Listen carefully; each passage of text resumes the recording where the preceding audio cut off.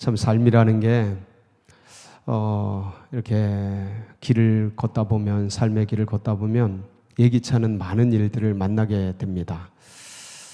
물론 예정한 일들도 있지만 예정하지 못한 그런 일들을 겪게 됩니다.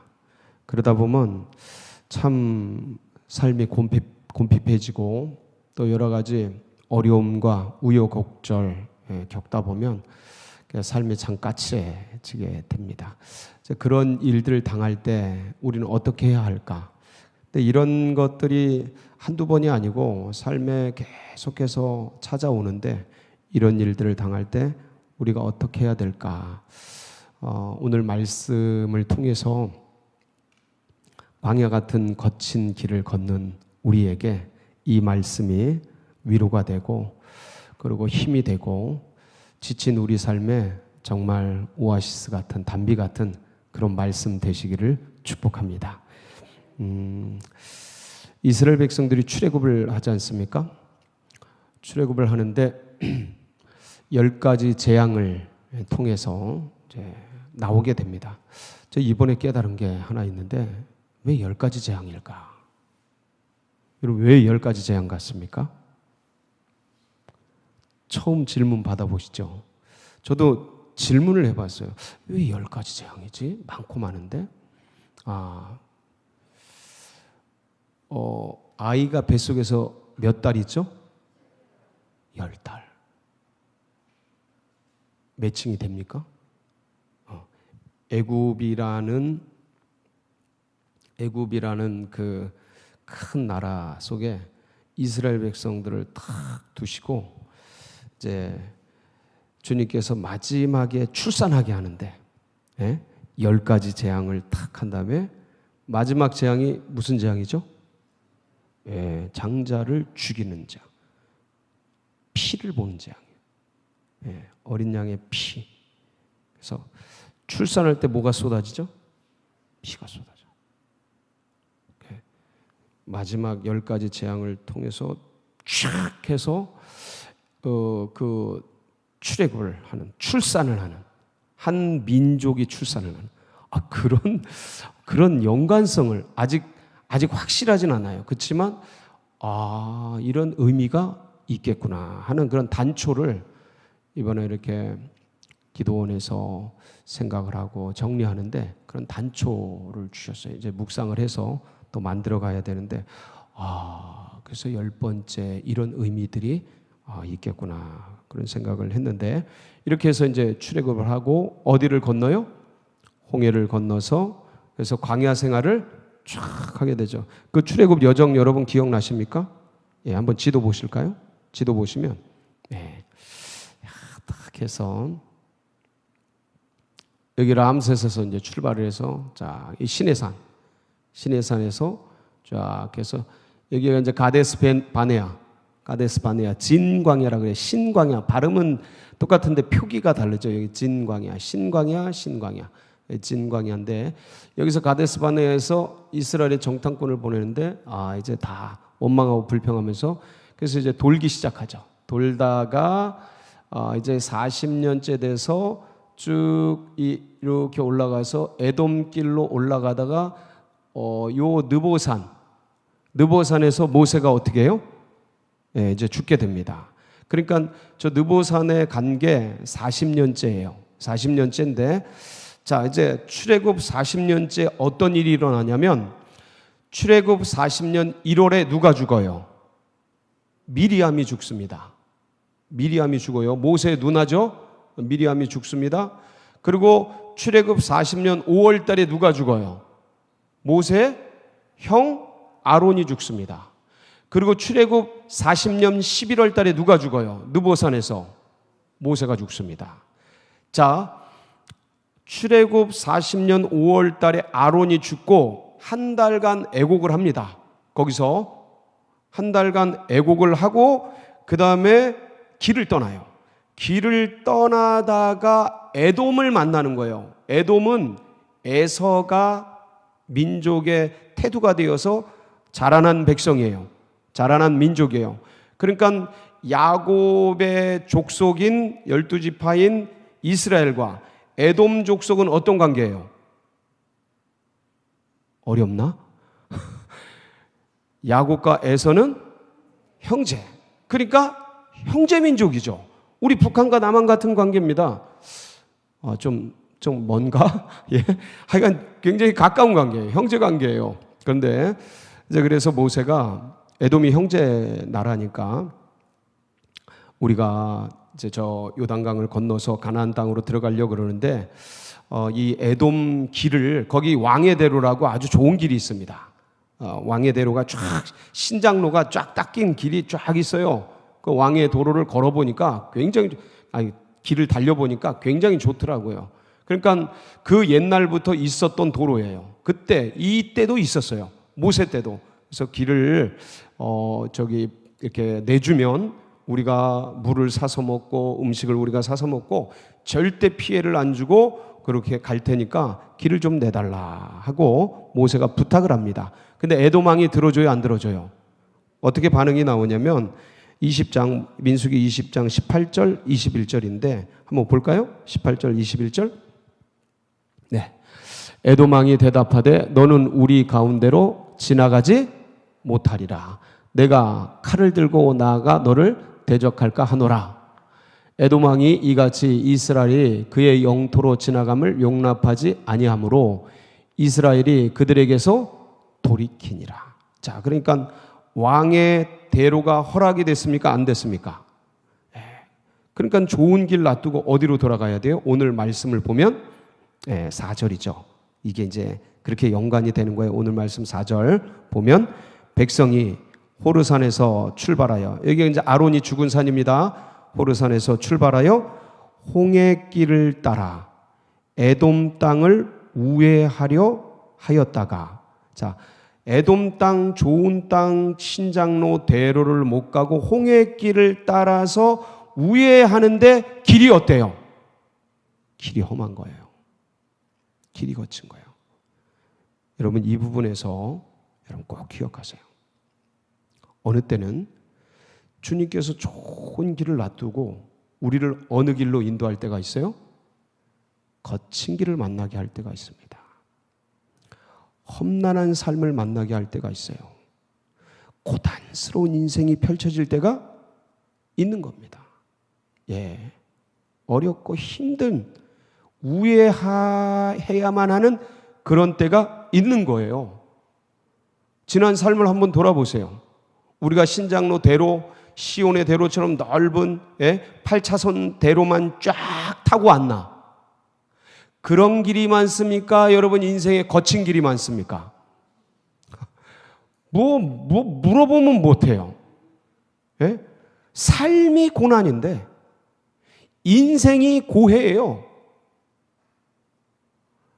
이 한 가지 일 처리했나 싶으면 또 다른 일 나오고, 또 다른 일 처리했나 싶으면 또 사건 생기고, 이 사건 생기면 저 사건 생기고, 저 사건 처리하면 그 사건 나오고, 그 사건 처리하면 예기치 않았던 그런 일들이 빵빵 터지는 게 인생 아닙니까? 삶이 아닙니까?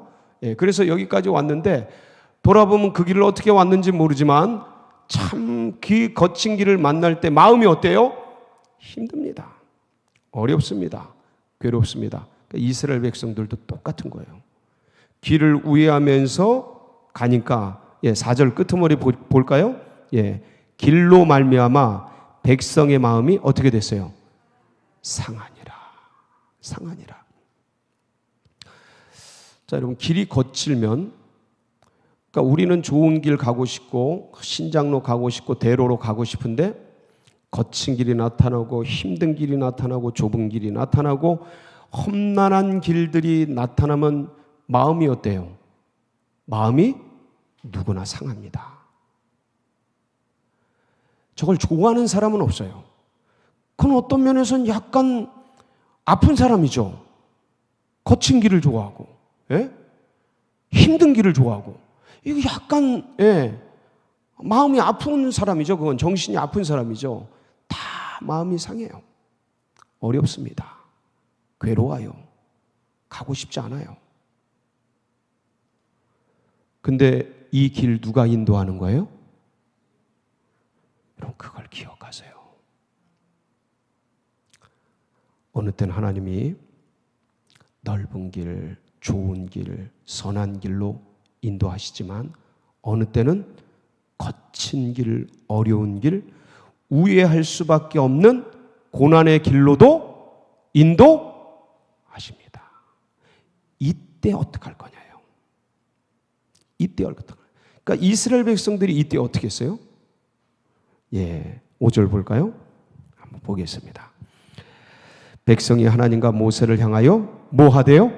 원망하되 어찌하여 우리를 애굽에서 인도해내어 이 광야에서 죽게 하는가? 이곳에는 먹을 것도 없고 물도 없도다. 우리 마음이 이 하찮은 음식을 싫어하노라 하매 이때가 몇 년도라 그랬죠? 출애굽 40년. 지금 무슨 원망을 하는데 지금 어디까지 가는 거예요? 이 원망의 그 대상, 그러니까 원망의 시기, 원망의 때가 어디까지 가요? 우리를 애굽에서 인도해 내어 이 광야에서 죽게 하는가. 그러니까 이때는 이미 출애굽 1세대는 다 죽었을 때예요. 거의 모세하고 아론, 여호수아 이 몇몇밖에 안 남았을 때 이게 출애굽 2세들이라고요. 그런데도 지금 이런 원망과 불평들을 하고 있는 것이죠. 그러니까 길이 거칠어지고 길이 험난해지고 길이 어려워지면 사람 마음이 상하는 건 매 일반이다. 다 똑같다. 그건 누구나 예외 없이 비슷합니다. 그때 어떻게 할 건가? 원망을 하고 불평을 하고 우울해지고 힘들어지고 괴로워지고 하나님을 향해 지도자를 향해 이런 마음들이 쏟아져 나오면 그때 어떻게 되는 거예요? 하나님이 뭘 보내셨어요? 그러니까 우리 마음이 원망이 들어오고 불평이 들어오고 우울이 들어오고 근심이 들어오고 걱정이 들어오고 괴로움이 들어오고 아픔이 들어오고 분노가 들어오고 그럴 때 우리 마음이 괴로워지고 힘들어지고 하나님을 향해 이런 마음이 쏟아지고 저런 마음이 쏟아질 때 우리 마음이 진흙밭 사막화가 되고 광야가 되는 거예요. 불뱀들이 몰려오는 거예요. 우리 심령에. 그래서 기쁨을 다 앗아가고요. 하나님을 향한 기대와 소망이 사라지고 하나님을 향한 믿음이 없어지고 하나님을 향한 기쁨과 기대 이런 것들이 전부 식어지고 사라지는 거죠. 그러니까 마음이 상할 때 그 상황과 환경을 바라보면 이렇게 무너지는 거예요. 불뱀들이 역사하는 거예요. 그래서 보세요. 6절에 어떤 일이 일어납니까? 여호와께서 불뱀들을 백성 중에 보내어 백성을 물게 하심으로 이스라엘 백성 중에 죽은 자가 많은지라. 죽은 자가 많아. 다 죽는 거예요. 이때 원망, 불평 이쪽으로 가면 기쁨이 죽고 우리의 소망이 죽고 다 죽어나가는 거예요. 그 대신 내 마음에 이 불뱀들의 역사가 일어나는 거죠. 힘들고 괴롭고 맨 불평만 나오고 이렇게 되어지는 겁니다. 근데 이제 이럴 때 사람들이 무너지고 사람들이 죽어나가고 사람들이 어려워지고 괴로워지고 할 때 그 영혼들을 위해서 그 심령들 그냥 놔두면 다 죽어요. 다 파괴됩니다. 영혼이 파괴되고 가정이 파괴되고 심령이 무너지고 셀이 깨지고 교회가 어려움에 닥치고 나라와 민족이 분열하고 집안이 풍지박산나고 이런 원망, 불평 이런 것들이 계속 들어와서 역사하기 시작하면 불뱀들이 들어와서 계속 역사하기 시작하면 남아나는 게 없어요. 우리 마음도 괴로워지고요. 인생 자체가 어두워지고 새까매지는 거죠. 그냥 놔두면 그렇게 무너지는 거예요. 그러니까 사람들이 죽겠다, 괴롭다, 어렵다 막 할 때 누가 기도합니까? 모세가 기도해요. 모세가 기도해요. 그럼 기도하는 자가 있어야 합니다. 기도하는 자가 있으면 살아요. 왜 그러잖아요. 주님께서 중재자 없음을 이상히 여겨노라.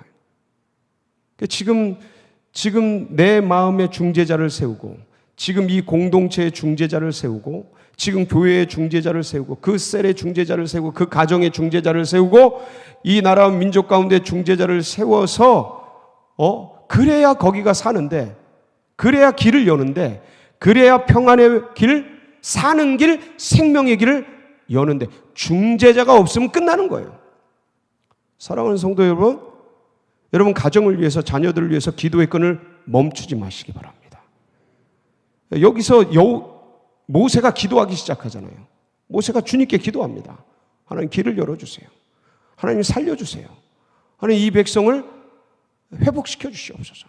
간절히 기도하게 되죠. 그런데 주님이 뭐라 그러셔요? 불뱀을 만들라고 그러잖아요. 노스로, 구리로 불뱀을 만들라고.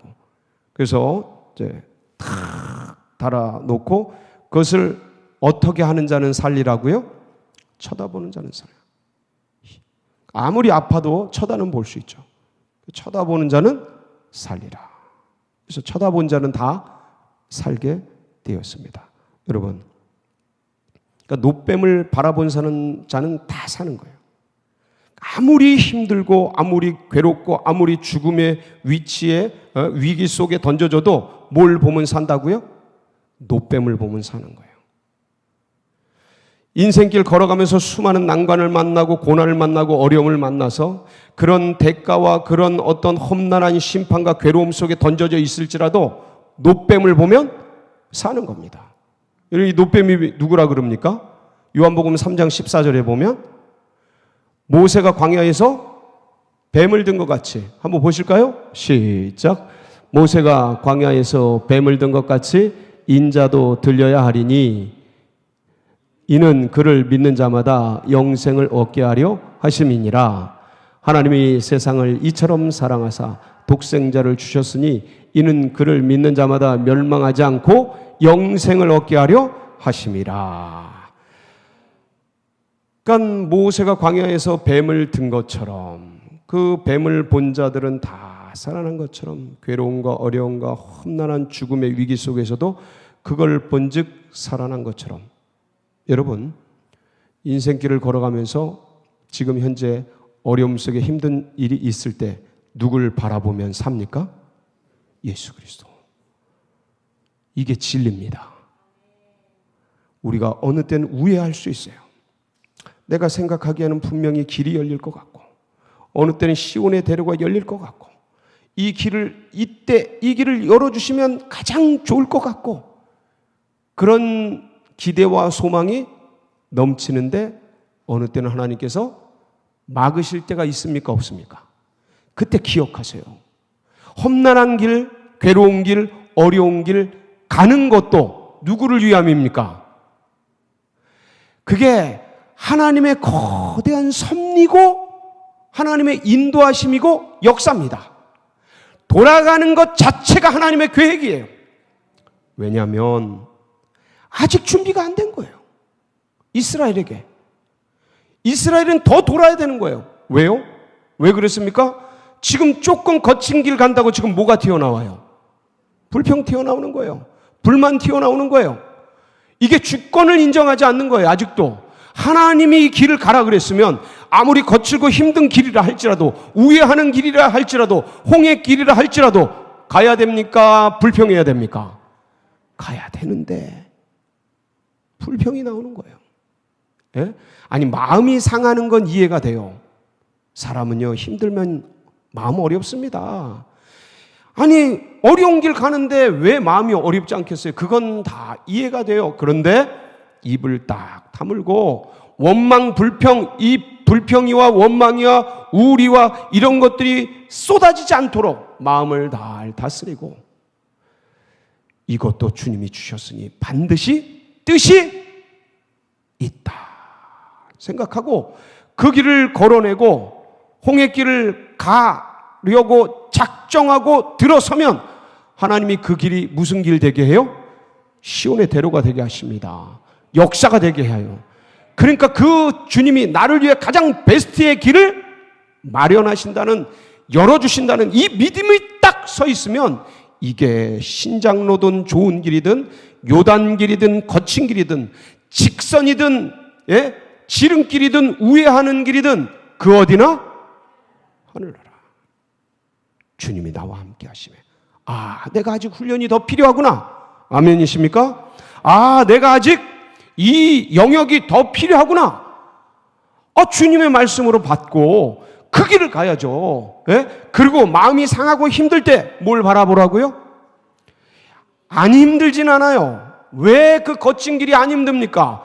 나와보세요. 그건 이상한 사람이죠.